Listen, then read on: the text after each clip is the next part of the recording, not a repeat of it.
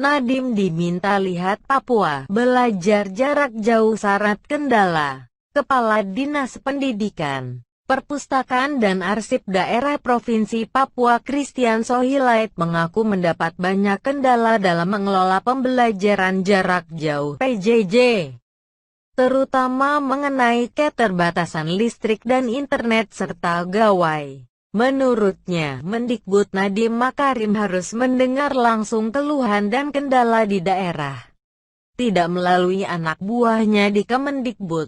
Saya usul Mendikbud satu waktu buka ruang untuk kami, seluruh disdik untuk komunikasi langsung.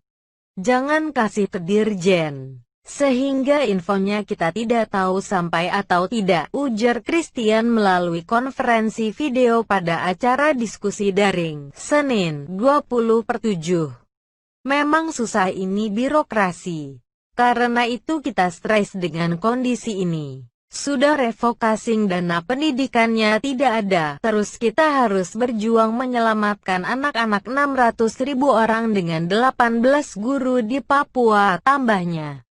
Christian menjelaskan bahwa pembelajaran di Papua dilakukan dengan dua metode, yakni via internet atau daring dan luar jaringan, luring, atau tatap muka.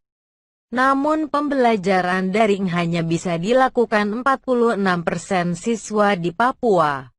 Christian sudah beberapa kali menyampaikan kepada Kementerian Pendidikan dan Kebudayaan.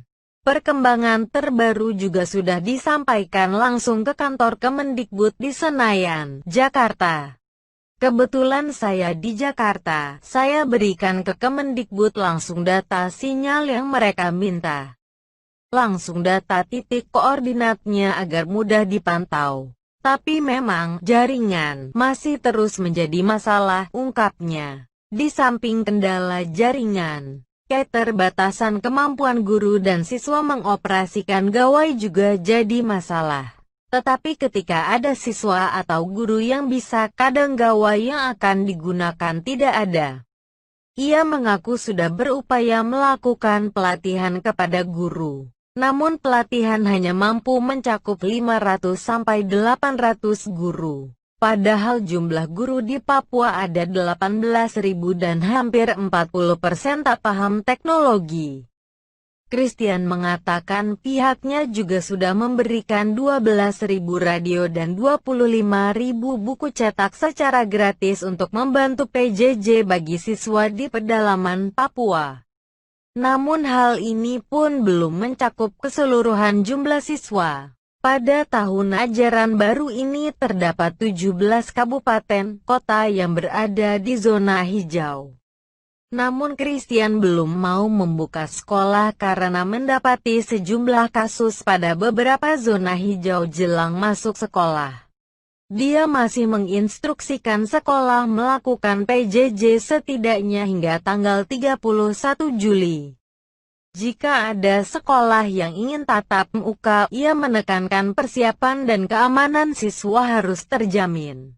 Dalam kesempatan yang sama, Wakil Ketua Komisi X DPR RI Hetifah Syaifuddin mengatakan ada 9.113 desa kelurahan di daerah tertinggal, terdepan dan terluar yang belum terjangkau jaringan 4G. Walaupun sudah ada proyek pembukaan akses jaringan yang ongoing sebanyak 1.096, tapi berarti masih ada hampir 8.000 yang belum, ujarnya. Menurut data Perencanaan Digitalisasi Nasional Kementerian Komunikasi dan Informatika, dari total 83.218 desa kelurahan di Indonesia, ada 12.548 desa kelurahan yang belum terjangkau 4G. Dari keseluruhan wilayah Indonesia, hanya 49,33% yang terfasilitasi jaringan 4G, 44,35% terfasilitasi jaringan 3G, dan 68,54% terfasilitasi jaringan 2G. Artinya ada 31,46% wilayah yang belum terfasilitasi. Dalam hal ini, Hetifah mendesak Kemendikbud segera memetakan data kebutuhan PJJ di lapangan. Ini termasuk sekolah yang kesulitan jaringan, fasilitas teknologi sampai akses listrik. Udah ada survei, tapi online. Ya hanya yang punya jaringan internet yang terdeteksi. Gimana yang di pelosok? Jadi validitas survei-nya dipertanyakan. Lanjutnya, ia menilai Kemendikbud belum berupaya maksimal dalam penerapan kebijakan di tengah pandemi. Terlebih karena tidak melakukan relokasi anggaran berdasarkan pembentukan Peraturan Presiden No.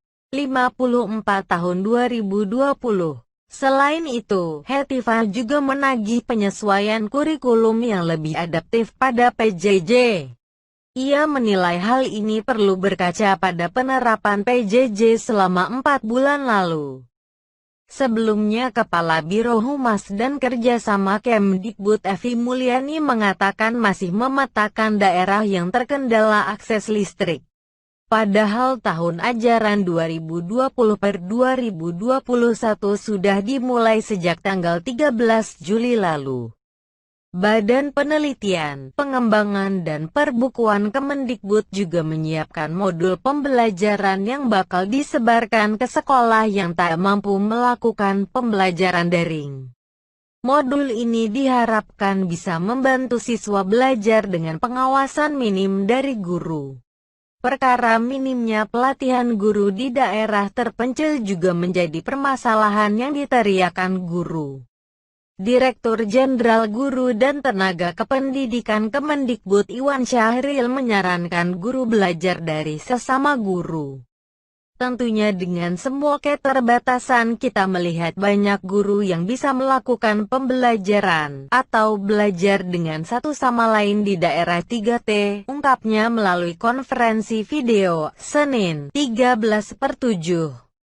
Ia mengklaim pembelajaran di sejumlah daerah 3T juga masih bisa terlaksana meskipun banyak kendala. Hal ini ia dapati berdasarkan laporan maupun pantauan pihaknya.